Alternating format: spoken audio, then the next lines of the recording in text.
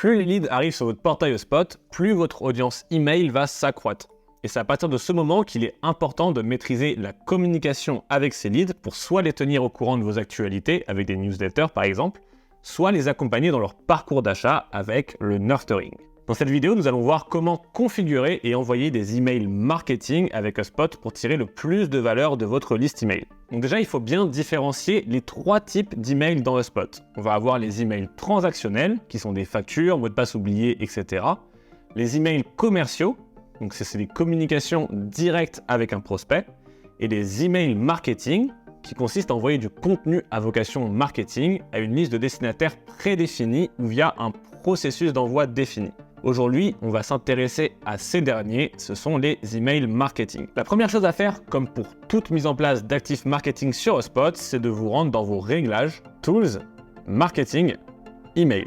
Sur cette page de réglage, vous allez pouvoir créer votre propre footer avec vos informations d'entreprise, ce qui est nécessaire à l'envoi de vos mails. Donc vous devez au moins remplir toutes les informations avec une petite astérisque qui sont obligatoires. Une fois que c'est fait, on clique sur confirmer et vous allez pouvoir modifier également les pré-réglages de design pour les faire correspondre à votre identité visuelle. Vous pourrez également les modifier si besoin au cas par cas lors de la rédaction d'email, mais l'idée c'est de gagner un maximum de temps lors de la création des emails. Ce qui va être intéressant également, c'est de définir les valeurs d'email par défaut. Donc pourquoi c'est important? Parce que HubSpot va vous permettre de personnaliser vos emails à l'aide de jetons de personnalisation.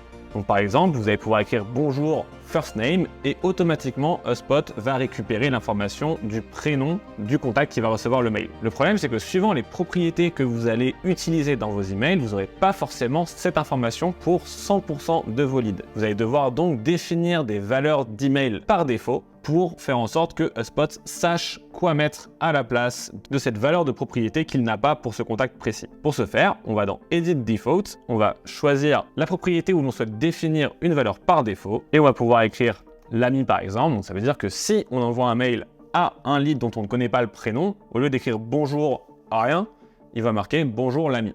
Une fois qu'on est satisfait, on sauvegarde et on le fait pour les propriétés qu'on juge intéressantes. Dans tous les cas, lors de l'édition de votre mail, vous allez pouvoir le modifier sur le tard. C'est simplement que si vous savez que vous utilisez souvent certaines propriétés, le faire directement via ce menu de réglage, ce sera beaucoup plus efficace pour gagner du temps. Et vous pourrez également modifier les réglages de RSS et le format de date des mails. L'onglet Subscription, il va vous permettre de paramétrer les différentes pages et règles liées aux souscriptions des listes de diffusion. Car sur HubSpot, vous n'êtes censé envoyer des emails qu'aux personnes inscrites à la liste de diffusion correspondant à votre mail. Donc il vous suffit simplement de regarder toutes ces différentes pages et de les modifier en cliquant sur Action Edit pour les faire correspondre à votre branding ou au message que vous voulez faire passer suivant vos règles d'abonnement. Vous allez pouvoir également jouer avec ces différents réglages pour adapter l'expérience d'abonnement et de désabonnement de vos différents contacts et vous pouvez passer à l'onglet des Subscription Types. Ici, on va en retrouver 3 par défaut sur HubSpot qui sont Marketing Information pour les emails marketing, Customer Service Communication qui va être du coup pour tout ce qui va être récolte de feedback des clients existants et les one-to-one qui sont les emails commerciaux. Bien évidemment, en cliquant sur Create Subscription Type, vous pouvez en créer d'autres suivant vos besoins. Mais l'idée, c'est qu'un mail doit être attaché à un de ces types de souscriptions pour être envoyé. Ensuite, l'onglet Tracking, ça va être ce qui va nous permettre de savoir si les mails sont ouverts, si les mails sont cliqués, la source de provenance du mail, etc., etc.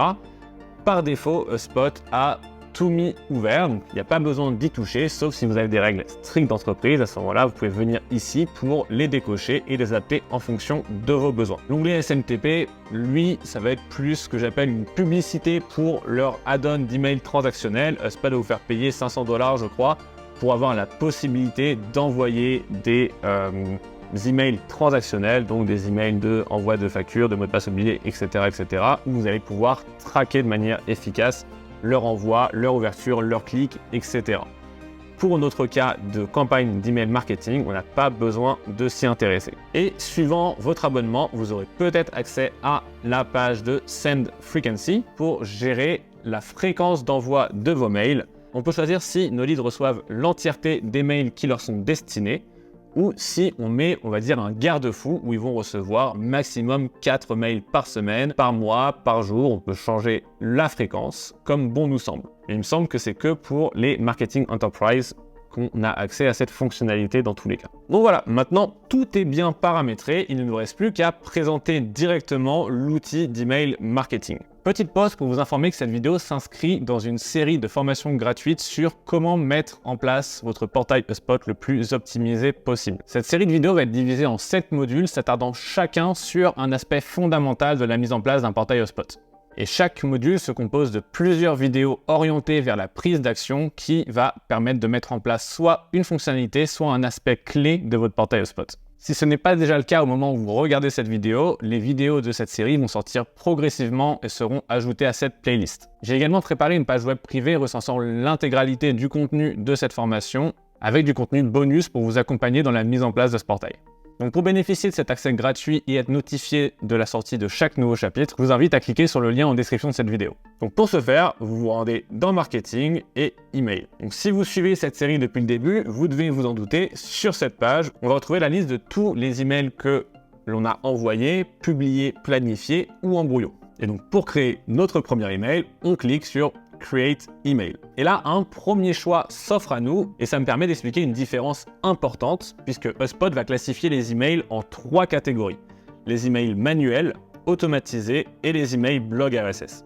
Donc le RSS, il va servir simplement à pousser des newsletters automatisés listant les nouvelles parutions blog par exemple aux personnes abonnées à la liste de diffusion correspondante. Mais ce qui va être intéressant, c'est la différence entre mail manuel et automatisé.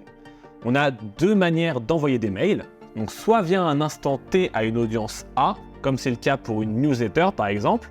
Je veux que le 20 février, cette liste spécifique reçoive cette communication, soit via une automatisation, je veux que dès qu'un lead corresponde à cette situation, il reçoive cet email. Donc dans ces cas-là, l'email sera envoyé à chaque lead individuellement en fonction de leur parcours propre. L'exemple le plus simple, ça va être par exemple d'envoyer un email contenant notre lead magnet après qu'un lead ait rempli un formulaire. Donc en gros, si on doit caricaturer et relier ces 2 types d'emails au sujet de notre vidéo, les emails manuels, ça va être de la newsletter, et les emails automatisés, ça va être du nurturing.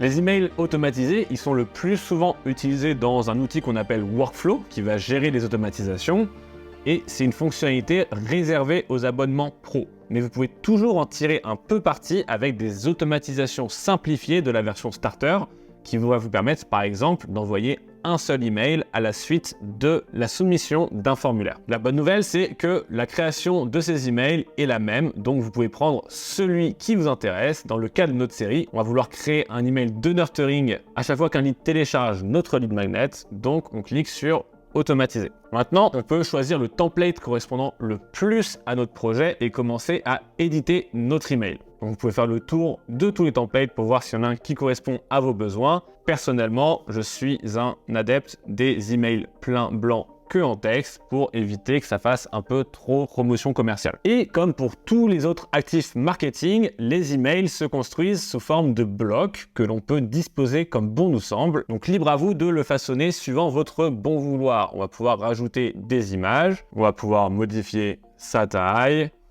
l'alignement, etc., etc. On va pouvoir rajouter un bouton cliquable qu'on va pouvoir éditer de la même manière.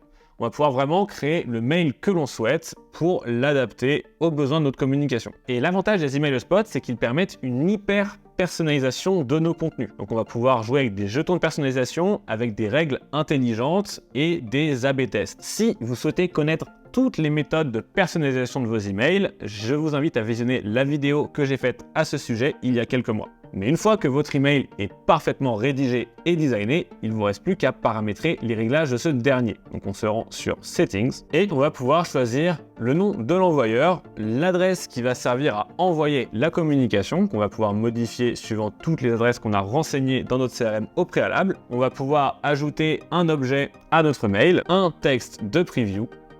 On va pouvoir lui donner un nom interne et comme on le sait, les noms internes sont concernés que pour l'organisation de notre portail HubSpot. Et l'idée, c'est de retrouver notre fameuse organisation en fil d'Ariane que j'ai présentée sur tout un tas d'autres vidéos. Donc, par exemple, B2B, FR, MQL, Lead Magnet Download par exemple. On va pouvoir choisir la langue de notre email. En fait, ça va concerner tous les petits boutons pour se désinscrire, gérer ses préférences, etc. pour qu'elle s'affiche bien dans la langue que l'on souhaite. Ici, on va pouvoir choisir de quelle subscription il choisit, si on revient sur nos paramétrages du début de notre vidéo. Et ici, on va pouvoir changer l'Office Location. Donc ici, c'est F parce que je l'avais rempli rapidement pour l'exemple. Et une fois que c'est bon, on n'a plus qu'à cliquer sur Sendings. Dans notre cas, c'est un email automatisé, donc si on le publie, il ne va pas s'envoyer. Il va falloir créer des automatisations pour que ce soit le cas. Mais si c'était un mail manuel, on aurait la date d'envoi, la liste de personnes qui doivent recevoir ce mail. On peut rajouter plusieurs listes et on va pouvoir aussi avoir une liste d'exclusion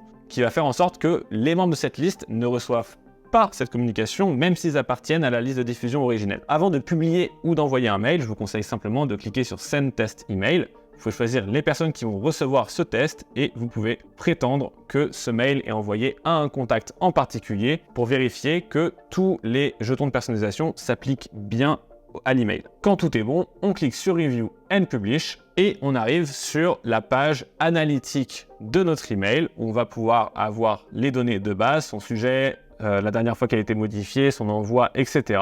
Et on va pouvoir retrouver des informations intéressantes sur le taux d'ouverture, le taux de clic, le taux de réponse, les différents résultats de réception de votre mail. On va avoir ici une visualisation graphique de votre mail pour voir où est-ce que les gens ont cliqué.